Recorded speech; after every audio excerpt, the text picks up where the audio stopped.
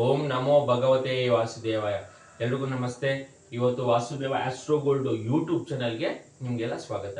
ಇವತ್ತಿನ ವಿಚಾರ ಏನಪ್ಪ ಅಂದರೆ ಲವ್ ಆ್ಯಂಡ್ ಲೇಟ್ ಮ್ಯಾರೇಜ್, ಪ್ರೀತಿ ಮತ್ತು ತಡವಾದ ವಿವಾಹ.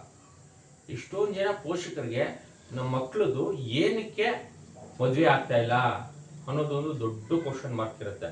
ಇನ್ನೊಂದು ಎಷ್ಟೊಂದು ಜನ ಮಕ್ಳಿಗೂ ಇರುತ್ತೆ, ಎಲ್ರದ್ದು ಆಗ್ತಾ ಇದೆ, ನಂದು ಯಾಕೆ ಆಗ್ತಾ ಇಲ್ಲ, ನನಗೆಲ್ಲಾನು ಇದೆ, ಕೆಲಸ ಇದೆ, ಪ್ರಾಪರ್ಟಿ ಇದೆ, ಚೆನ್ನಾಗಿದ್ದೀನಿ ನೋಡೋಕ್ಕೆ, ಅವ್ರಿಗಿನ್ನ ನಾನು ತುಂಬ ಚೆನ್ನಾಗಿದ್ದೀನಿ, ಸೂಪರ್ ಆಗಿದ್ದೀನಿ ನೋಡೋಕ್ಕೆ, ಬಟ್ ಆದ್ರೂ ಏನಕ್ಕೆ ನನಗೆ ಮದುವೆ ಆಗ್ತಿಲ್ಲ. ಯಾವ್ದಾದ್ರು ಒಂದು ಫಂಕ್ಷನ್ಸ್ಗೆ ಹೋದಾದ್ರೂ ಎಲ್ಲರೂ ಇದನ್ನೇ ಕೇಳ್ತಿರ್ತಾರೆ, ನಿನ್ಗೇನಕ್ಕೆ ಮದುವೆ ಆಗ್ತಿಲ್ಲ, ಅಥವಾ ನೀನೇನು ಮಾಡ್ಕೊಳ್ತಿಲ್ಲ, ನಿನ್ನ ಡಿಮ್ಯಾಂಡ್ಸ್ ಏನಿದೆ ಅಂತ. ಇದನ್ನ ಒಂದು ದೊಡ್ಡ ಸಮಸ್ಯೆ, ಒಂದು ಏನೋ ಒಂದು ನೀವು ಎಲ್ಲೋದ್ರೂ ನೆಮ್ಮದಿ ಸಿಗ್ತಾ ಇರಲ್ಲ.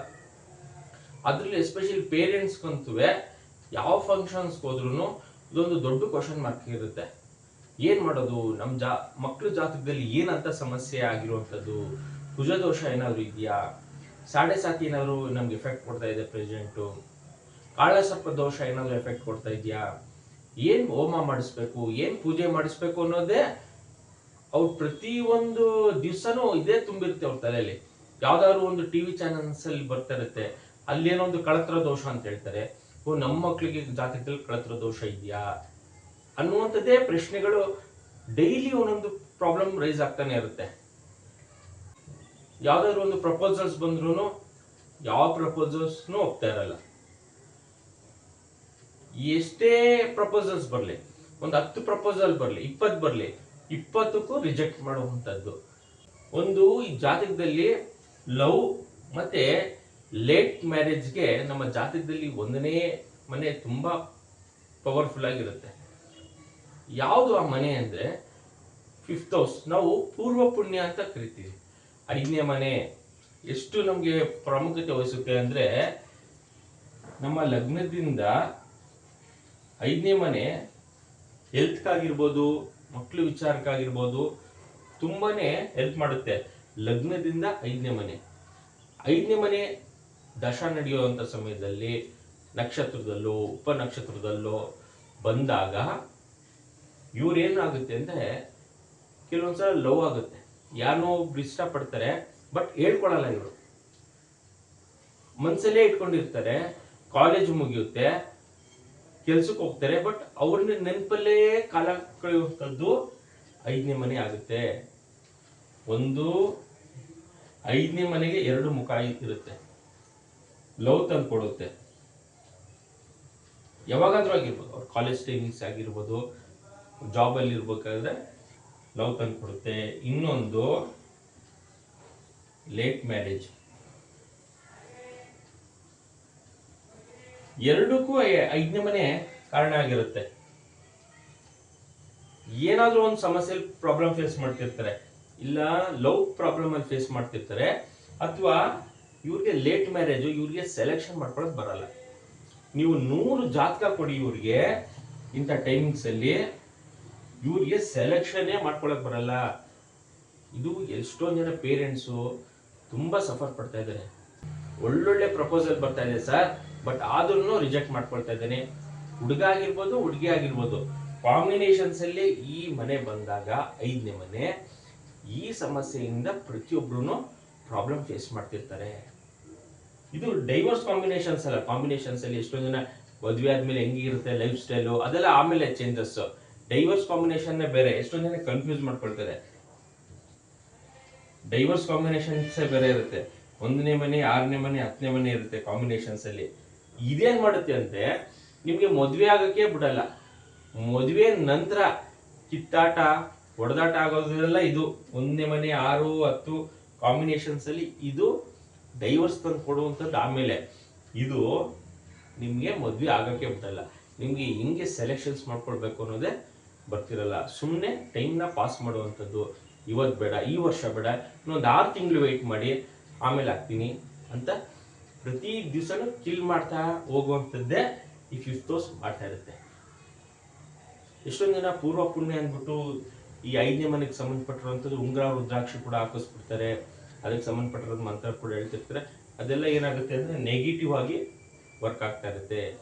ನಮ್ಮ ದಶಾಭುಕ್ತಿಗಳಲ್ಲಿ ಮೇಯ್ನು ನಮ್ಮ ದಶಾಭುಕ್ತಿಗಳಲ್ಲಿ ಇಂಥ ಮನೆಗಳಿದ್ರೆ 5ನೇ ಮನೆ ಇದ್ರ ಜೊತೆ ಏನಾದ್ರು 6ನೇ ಮನೆ 10ನೇ ಮನೆ ಎಲ್ಲ ಸೇರ್ಕೊಂಡಾಗ ನಮಗೆ ಮದುವೆ ಅಷ್ಟು ಈಸಿಯಾಗಿ ತಂದ್ಕೊಡ್ತಿರಲ್ಲ.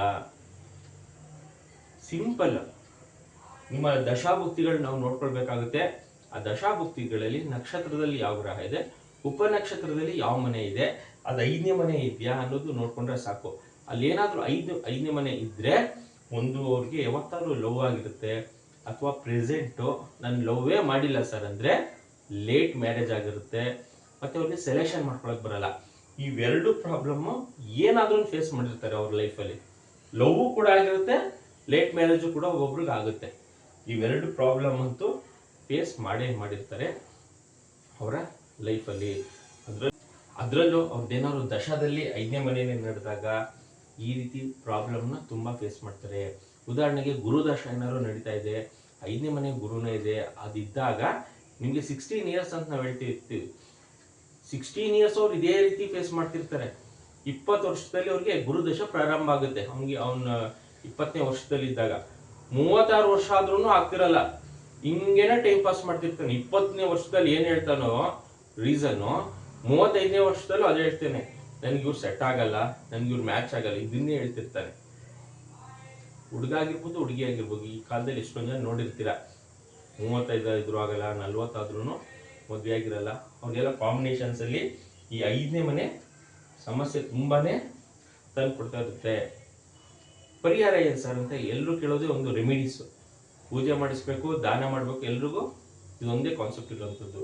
5ನೇ ಮನೆ ಅಂತ ಸಮಯದಲ್ಲಿ 5ನೇ ಮನೆಗೆ ಸಂಬಂಧಪಟ್ಟಿರುವಂಥದ್ದು ಯಾವ ಗ್ರಹ ಇದೆ, ಯಾವ್ದಾದ್ರು ಆಗಿರ್ಬೋದು. ನಾನು ಎಕ್ಸಾಂಪಲ್ ಗುರು ಅಂತ ಹೇಳಿದೆ, ಶುಕ್ರನೇ ಇರ್ಬೋದು, ಸೂರ್ಯ ಇರ್ಬೋದು, ಚಂದ್ರ ಇರ್ಬೋದು, ಯಾವುದೇ 9 ಗ್ರಹಗಳಲ್ಲಿ ಯಾವ ಗ್ರಹ 5ನೇ ಮನೆಗೆ ಸಂಬಂಧಪಟ್ಟಿದೆ ಆ ಗ್ರಹಕ್ಕೆ ಸಂಬಂಧಪಟ್ಟಿರೋದು ಉಂಗುರ ರುದ್ರಾಕ್ಷಿ ಧಾರಣೆ ಮಾಡ್ಕೊಳ್ಬಾರ್ದು. ಆ ಗ್ರಹಕ್ಕೆ ಸಂಬಂಧಪಟ್ಟಿರೋ ಪದಾರ್ಥಗಳನ್ನ ದಾನ ಮಾಡಬೇಕಾಗಿರುತ್ತೆ. ಯಾವುದಾದ್ರೂ ಒಂದು ಗ್ರಹ ನಿಮಗೆ 2ನೇ ಮನೆ ಇದ್ದೇ ಇರುತ್ತೆ. 9 ಮನೆಗಳಲ್ಲಿ ಮದುವೆ ವಿಚಾರಕ್ಕೆ 2ನೇ ಮನೆ, 7ನೇ ಮನೆ, 11ನೇ ಮನೆ ಇದ್ದೇ ಇರುತ್ತೆ. ಪಾಸಿಟಿವ್ ಹೌಸಸ್ ಅನ್ನೋದು ಇದ್ದೇ ಇರುತ್ತೆ. ಇಂಥ ಗ್ರಹಗಳಿಗೆ ನಾವು ಉಂಗುರ ರುದ್ರಾಕ್ಷಿ ಮಂತ್ರಪಠನೆ ಮಾಡಬೇಕಾಗುತ್ತೆ. ಎಷ್ಟೊಂದು ಜನ ಏನ್ ಮಾಡ್ತಾರೆ, ನೆಗೆಟಿವ್ ಹೌಸಸ್ಗೆ ಉಂಗುರ ರುದ್ರಾಕ್ಷಿ ಮಂತ್ರಪಠನೆ ಎಲ್ಲ ಮಾಡಿಸ್ತಿರ್ತಾರೆ. ಸೊ ಆಗ್ತಿರಲ್ಲ. ಸೊ ಏನಕ್ಕೆ ಅಂದ್ರೆ ಈ 5ನೇ ಮನೆ ಅನ್ನೋದು ಡಿಕೋಡ್ ಮಾಡೋದು ತುಂಬಾ ಕಷ್ಟ ಇದೆ. ಅವ್ನು ಏನ್ ಪ್ರಾಬ್ಲಮ್ ಫೇಸ್ ಮಾಡ್ತಿದ್ದ, ಅವನು ಲವ್ ಮಾಡಿದ್ರು ಕೂಡ ಯಾರಿಗೂ ಹೇಳ್ಕೊಂಡಿರಲ್ಲ, ಫ್ರೆಂಡ್ಸ್ ಕೇಳ್ಕೊಂಡಿರಲ್ಲ, ಅಪ್ಪ ಅಮ್ಮನ್ಗೆ ಹೇಳ್ಕೊಂಡಿರಲ್ಲ, ಮನ್ಸಲ್ಲೇ ಇಟ್ಕೊಂಡಿರ್ತಾರೆ. ಈ ಸಮಸ್ಯೆ ತುಂಬಾ ಕಾಡಿರುತ್ತೆ ಅವ್ರಿಗೆ ಕಾಲೇಜ್ ಟೈಮಲ್ಲಿ, ಅಥವಾ ಜಾಬ್ ಕೆಲ್ಸಕ್ಕೆ ಹೋಗುವಂತ ವಿಚಾರದಲ್ಲಿ, ಅಥವಾ ಯಾವಾಗಾದ್ರೂ ಸರಿನೇ ಈ ಸಮಸ್ಯೆ ಅವ್ರಿಗೆ ಕಾಡ್ತಾ ಇರುತ್ತೆ. ಮದುವೆ ಗಿನ್ನ ಮುಂಚೆ ಈ ಸಮಸ್ಯೆ ಕಾಣುತ್ತೆ. ಸರಿ, ನಾನು ಇನ್ನೇನಾದ್ರು ಮದುವೆ ಲವ್ ನಾನು ಮಾಡಿಲ್ಲ, ಮದುವೆಗೆ ನೋಡೋಣ, ಈಗ ಪ್ರಪೋಸಲ್ಸ್ ಬರ್ತಾ ಇದೆ ಅಂದ್ರೆ ಪ್ರಪೋಸಲ್ಸ್ ಒಪ್ಪಲ್ಲ. ಕೆಲವೊಬ್ರು ಲವ್ ಮಾಡಿರಲ್ಲ, ಪ್ರಪೋಸಲ್ಸ್ಗೂ ಒಪ್ಪಲ್ಲ. ಇನ್ ಕೇಸ್ ಲವ್ ಮಾಡಿದ್ದೀನಿ ಅಂದ್ರೂ ನೆಕ್ಸ್ಟ್ ಯಾವುದೇ ಪ್ರಪೋಸಲ್ಸ್ ಬಂದ್ರು ನನ್ಗೆ ಅದು ಸರಿ ಇಲ್ಲ, ಇದು ಸರಿ ಇಲ್ಲ ಅಂತ ಪ್ರತಿಯೊಂದು ವಿಚಾರಕ್ಕೂ ರಿಜೆಕ್ಟ್ ಮಾಡೋದು. ಕಾರಣ ಅವ್ರಿಗೆ 35 ವರ್ಷ ಕೂಡ ಆದ್ರೂ ಮದುವೆ ಆಗಲ್ಲ. ಯಾಕಂದ್ರೆ ಕಾಂಬಿನೇಷನ್ಸ್ ಅಲ್ಲಿ ಈ ಸಂಖ್ಯೆ ಇದ್ರೆ, ಲಗ್ನದಿಂದ 5ನೇ ಮನೆ ಆಕ್ಟಿವೇಟ್ ಆಗ್ಬಿಟ್ರೆ ಈ ಸಮಸ್ಯೆ ಪ್ರತಿಯೊಬ್ರು ಫೇಸ್ ಮಾಡ್ತಾರೆ. ಎಷ್ಟೊಂದು ಜನ ಇದಕ್ಕೂ ಅಂತಾನೆ ಸುಮಾರು ಜನ ಪೂಜೆ ಮಾಡಿಸೋದು, ಎಷ್ಟೊಂದು ದುಡ್ಡು ಕಳ್ಕೊಳ್ಳೋದು, ಅದೆಲ್ಲ ಬೇರೆ ವಿಚಾರ. ಪೇರೆಂಟ್ಸ್ಗೆ ತುಂಬಾ ದೊಡ್ಡ ತಲೆನೋವಾಗಿರುತ್ತೆ. ಏನಕ್ಕೆ ಆಗಲ್ಲ, ಎಲ್ಲ ಇದ್ರೂ ಏನಕ್ಕೆ ನಮ್ಮ ಮಕ್ಕಳು ಮದುವೆ ಆಗಲ್ಲ ಅನ್ನೋದು ದೊಡ್ಡ ಒಂದು ಕ್ವಶನ್ ರೇಸ್ ಮಾಡಿರುತ್ತೆ. ಅದಕ್ಕೆಲ್ಲ ಕಾರಣ ಅಂದ್ರೆ 5ನೇ ಮನೆ ನೋಡ್ಕೋಬೇಕು. 5th ಹೌಸ್ ನಿಮ್ಗೆ ಎಲ್ಲಾ ತರನು ನಿಮ್ಮ ಪೂರ್ವ ಪುಣ್ಯ ತಂದ್ಕೊಡುತ್ತೆ, ಡಿಸೈರ್ಸ್. ಅದರಲ್ಲೂ ನಿಮ್ಮ ಲಗ್ನದಿಂದ 5ನೇ ಮನೆಯಲ್ಲಿ ರಾಹು ಕೇತುಗಳೆಲ್ಲ ಕುತ್ಕೊಂಡ್ರೆ ನೀವು ಏನ್ ಡಿಸೈರ್ಸ್ ಅನ್ಕೊಂಡಿದ್ದೀರಾ ನಿಮ್ಮ ಲೈಫಲ್ಲಿ ಫುಲ್ಫಿಲ್ಮೆಂಟ್ ಎಲ್ಲ ಮಾಡುತ್ತೆ. ಬಟ್ ಮದುವೆ ವಿಚಾರಕ್ಕೆ ಅಂತ ಬಂದಾಗ ಮದುವೆ ನಿಮಗೆ ಮಾಡಕ್ಕೆ ಅದು ಒಪ್ಕೊಳ್ತಿರಲ್ಲ, ಅದು ನಿಮ್ಮ ಮುಖಾಂತರ ಡಿಲೇ ಮಾಡಿಸ್ತಾ ಇರುತ್ತೆ. ಸೊ ನೀವು ಅದನ್ನ ಅರ್ಥ ಮಾಡ್ಕೊಂಡಾಗ, ಒನ್ಸ್ ನಿಮ್ಗೆ ಅರ್ಥ ಆದಾಗ, ನನ್ನ ದಶದಲ್ಲಿ 5ನೇ ಮನೆ ನಡೀತಾ ಇದೆ, ನಕ್ಷತ್ರದಲ್ಲಿದೆ, ಸಬ್ಲಾರ್ಡಲ್ಲಿದೆ, ಉಪನಕ್ಷತ್ರದಲ್ಲಿದ್ದ ಅಂದಾಗ ನಾವು ಆ ಗ್ರಹಕ್ಕೆ ಸಂಬಂಧಪಟ್ಟಿದ್ದು ನೀವು ದಾನ ಮಾಡಿಕೊಂಡು ಇಮಿಡಿಯೇಟ್ ಈ ಗ್ರಹಗಳಿಗೆ ನೀವು ಪಾಸಿಟಿವ್ನೆಸ್ ಮಾಡಿಕೊಂಡ್ರೆ ನಿಮಗೆ ಯಾವಾಗ ನೀವು ಸ್ಟಾರ್ಟ್ ಮಾಡ್ತೀರಾ ಅವಾಗಿಂದ ನಿಮಗೆ ಪಾಸಿಟಿವ್ ವೇವ್ಸ್ ಮದುವೆ ವಿಚಾರವಾಗಿ ಅನುಕೂಲಕರವಾಗಿ ಹೋಗುತ್ತೆ. ಇದನ್ನ ನೋಡ್ಕೊಳ್ಬೇಕು. ತುಂಬಾ ಡಿಲೇ ಮಾಡುತ್ತೆ. 5ನೇ ಮನೆ ಮದುವೆನೇ ಕೊಡ್ತಿರಲ್ಲ. ಇದನ್ನ ನಾವು ಕ್ಲೀನಾಗಿ ನಮ್ಮ ಜಾತಕದಲ್ಲಿ ನೋಡ್ಕೊಳ್ಬೇಕು. ಏನಕ್ಕೆ ನಾವು ಬರೀ ಒಂದೇ ಕ್ವಶನು, ನಮ್ದು ಎಲ್ಲದಕ್ಕೂ ರೆಡಿ ಇದ್ದೀವಿ, ಬಟ್ ಆದ್ರೂ ನಮಗೆ ಒಳ್ಳೆ ವರ ಬರ್ತಾ ಇಲ್ಲ, ವಧು ಬರ್ತಾ ಇಲ್ಲ ಅಂತ ಕೇಳ್ತಿರ್ತೀವಿ. ಎಷ್ಟೇ ವರ ವಧು ಬಂದ್ರೂ ಅವರ ಮನಸ್ಸು ಒಪ್ಪುವಂಗೆ ಈ 5ನೇ ಮನೆ ಮಾಡ್ತಿರಲ್ಲ. ಅದಕ್ಕೋಸ್ಕರ ಜಾತಕದಲ್ಲಿ ನಮ್ದು ಯಾವ ದಶಾಭುಕ್ತಿ ಇದೆ ಅಂತ ನಾವು ನೋಡ್ಕೊಳ್ಬೇಕಾಗುತ್ತೆ. ಮೇನ್ ಆಗಿ ಇನ್ ಕೇಸ್ ಇದೇನಾದ್ರೂ 5ನೇ ಮನೆ 4ಕ್ಕೆ ಶಿಫ್ಟ್ ಆಗಿರ್ಬೋದು, ಡಿಗ್ರಿ ವೈಸ್ ಅಲ್ಲಿ ಕೂಡ ನಾವು ನೋಡ್ಬೇಕಾಗುತ್ತೆ. 4ನೇ ಮನೆಗೆ ಬಂದಿರ್ಬೋದು ಅಥವಾ 6ನೇ ಮನೆಗೆ ಹೋಗಿದ್ರು ಸ್ವಲ್ಪ ಸಮಸ್ಯೆನೆ. ಅಷ್ಟು ಮದುವೆ ವಿಚಾರಕ್ಕೆ ಪಾಸಿಟಿವ್ನೆಸ್ ಇರಲ್ಲ. 5ನೇ ಮನೆ ನಮ್ಮ ಜಾತಕದಲ್ಲಿ ದಶದಲ್ಲಿ ನಡೀತಾ ಇದೆ ಅನ್ನೋದು ಕ್ಲೀನಾಗಿ ನಾವು ನೋಡ್ಕೊಳ್ಬೇಕು. ತುಂಬಾ ಡಿಲೇ ಮಾಡಿಸುತ್ತೆ. ಅಲ್ಲೂ ನಾವು ಡೆಪ್ತಲ್ಲಿ ಚೆಕ್ ಮಾಡ್ಬೇಕಾದ್ರೆ ಕಸ್ಪಲ್ ಅಂತ ನೋಡ್ತೀವಿ, ಅಲ್ಲೂ ಕೂಡ ರೆಟ್ರೋಗ್ರೇಡ್ ಇದ್ರೆ ತುಂಬಾನೇ ನಿಧಾನ ಆಗ್ತಾ ಹೋಗುತ್ತೆ. ನಿಮ್ಮ ಆರೋಸ್ಕೋಪ್ ಅಲ್ಲಿ ಜಸ್ಟ್ 5ನೇ ಮನೆ ಇಂಡಿಕೇಟ್ ಆಗ್ತಿರಂಗೆ ನಾವು ಹೇಳ್ಬೋದು ನಿಮ್ದು ಏನಾದ್ರೂ ಒಂದು ಸಮಸ್ಯೆಯಲ್ಲಿ ಸಿಗಾಕೊಂಡಿರ್ತೀರಾ. ಒಂದು ಲವ್ ಮ್ಯಾರೇಜ್ ಅಥವಾ ಒಂದು ಲೇಟ್ ಮ್ಯಾರೇಜ್ ವಿಚಾರವಾಗಿ ಅಥವಾ ಸೆಲೆಕ್ಷನ್ ಮಾಡಕ್ಕೆ ಬರ್ತಿರ್ಲಂತೆ. ಕಸ್ಪಲ್ಲು ಕನ್ಫರ್ಮೇಶನ್ ಕೊಡ್ತಾ ಹೋಗುತ್ತೆ. ಅದು 7ನೇ ಮನೆ ರೆಟ್ರೋ ಇದ್ರೆ ಇವ್ರದ್ದು ಸ್ವಲ್ಪ ಲೇಟ್ ಮ್ಯಾರೇಜ್ ಅಂದ್ರೆ 28 ನಂತರನೇ. ಈ 5th ಹೌಸ್ ಏನ್ ಮಾಡುತ್ತೆ ಅಂದ್ರೆ ಈ 28 ಅಲ್ಲ 35 ಆದ್ರೂ ನಿಮ್ಗೆ ಒಂದು ಗೊಂದಲದಲ್ಲಿ ಇಟ್ಟಿರುತ್ತೆ. ನೀವು ಯಾವತ್ತು ಜ್ಯೋತಿಷ ಶಾಸ್ತ್ರದ ಬಗ್ಗೆ ತಿಳ್ಕೊಳ್ತಿರೋ, ಯಾವತ್ತು ಇದ್ರ ಬಗ್ಗೆ ನೀವೆಲ್ಲ ಸ್ವಲ್ಪ ನೆಗೆಟಿವ್ ಹೌಸಸ್ಗೆ ದಾನ ಮಾಡ್ಕೊಳ್ತಿರೋ, 5ನೇ ಮನೆಗೆ ಸಂಬಂಧಪಟ್ಟಿರುವಂಥದ್ದು, ಅವತ್ತು ನಿಮಗೆ ನೀವೇನು ಅನ್ಕೊಂಡಿರ್ತೀರ ಮದುವೆ ವಿಚಾರ ಸ್ವಲ್ಪ ಬೇಗ ಕೂಡಿ ಬರುವಂಥದ್ದು. ಇದೆಲ್ಲ ಶೀಘ್ರ ಮದುವೆ ಆಗಬೇಕು, ಬೇಗ ಮದುವೆ ಆಗಬೇಕು ಅಂತ ಆದ್ರೆ ಯಾವ ಗ್ರಹಗಳಿದೆ 2ನೇ ಮನೆ 7 ಅನ್ನೊಂದು, ಇದನ್ನ ನಾವು ಪಾಸಿಟಿವ್ ಆಗಿ ಕನ್ವರ್ಟ್ ಮಾಡ್ಕೊಳ್ಬೇಕು. ಪಾಸಿಟಿವ್ ಆಗಿ ಅಂದ್ರೆ ಏನು, ಯಾವ ಗ್ರಹ 2ನೇ ಮನೆಯಲ್ಲಿದೆ, 7ನೇ ಮನೆಯಲ್ಲಿದೆ ಮತ್ತು 11ನೇ ಮನೆಯಲ್ಲಿದೆ, ಆ ಗ್ರಹಕ್ಕೆ ಸಂಬಂಧಪಟ್ಟಿರುವಂಥದ್ದು ಉಂಗ್ರ ರುದ್ರಾಕ್ಷಿ ಮಂತ್ರಪಠನೆ ಮಾಡಬೇಕು. ಇನ್ನೊಂದೇನು ವಿಚಾರ ಅಂದ್ರೆ ಡಿಗ್ರಿ ವೈಸ್ ಅಲ್ಲೇ ಇದೆಯಾ ಅಂತ ತುಂಬಾ ನೋಡ್ಕೊಳ್ಬೇಕು.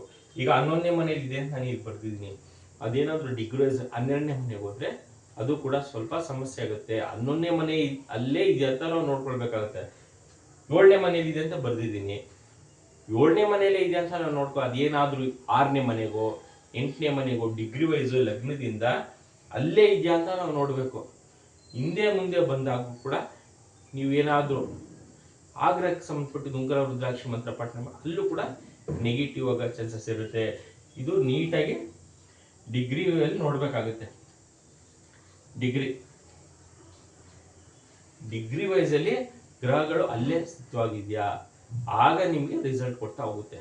ನಿಮ್ಮ ಜಾತಕದಲ್ಲಿ 5ನೇ ಮನೆಯಲ್ಲಿ ಗ್ರಹ ದಶ ನಡೆದಾಗ ನಕ್ಷತ್ರದಲ್ಲಿ ಒಪ್ಪ ನಕ್ಷತ್ರದಲ್ಲಿ 5ನೇ ಮನೆ ಬಂದು ಇಟ್ಟಾದಾಗ ನೀವು ಲವ್ ಆಗಿರುತ್ತೆ ಅಥವಾ ಲೇಟ್ ಮ್ಯಾರೇಜು, ಅದ್ರ ಜೊತೆಗೆ ನಿಮಗೆ ಸೆಲೆಕ್ಷನ್ ಮಾಡ್ಕೊಳಕ್ಕೆ ಬರ್ತಿರಲ್ಲ.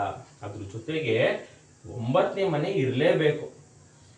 ಏನಕ್ಕೆ ಅಂದ್ರೆ ಈ 5ನೇ ಮನೆಗೆ 9ನೇ ಮನೆ ಪೇರೆಂಟ್ಸ್ ಇಂದ ಒತ್ತಡ ಇರಬೇಕಾಗತ್ತೆ. ಇಲ್ಲೇ ಇದ್ರೆ ಅವ್ರ ಲೈಫಲ್ಲಿ ಮದ್ವೆ ಆಗಲ್ಲ.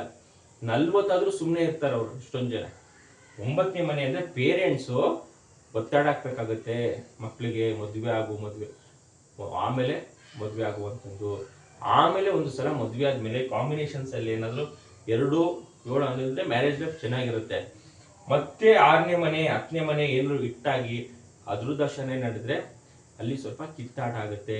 ಇಬ್ರು ಜಾತಕದಲ್ಲೂ 1ನೇ ಮನೆ 6ನೇ ಮನೆ 10ನೇ ಮನೆ ಇದ್ರೆ ಮಾತ್ರ ಡೈವರ್ಸ್ ಆಗುವಂಥದ್ದು. ಬರೀ ಒಬ್ರಿಗಿದ್ರೆ ಮಾತ್ರ ಆಗಲ್ಲ. ಎಷ್ಟೊಂದು ಜನ ನೋಡಿರ್ತಾರೆ, ಇಲ್ಲ ಹೆಂಡತಿ ಕಿತ್ತಾಡ್ತಿರ್ತಾರೆ, ಗಂಡ ಸೈಲೆಂಟು, ಇಲ್ಲ ಗಂಡ ತುಂಬಾ ರೂಢಾಗಿ ಬಿಹೇವ್ ಮಾಡುತ್ತೆ, ಹೆಂಡತಿ ಸೈಲೆಂಟ್. ಏನಕ್ಕೆ ಅಂದ್ರೆ ಅವರವರ ಜಾತಕದ ಮೇಲೆ, ಅವರ ಗುಣಲಕ್ಷಣದ ಮೇಲೆ ಅದು ನಿರ್ಧಾರ ಆಗಿರುತ್ತೆ. ಇಬ್ಬರದು ಕಾಂಬಿನೇಷನ್ ಇದೇ ಬಂದಾಗ 1-6-10 1-6-5-10 ಕಾಂಬಿನೇಷನ್ಸ್ ಬಂದಾಗ ಆಗ ಡೈವರ್ಸ್ ಆಗುವಂಥದ್ದು.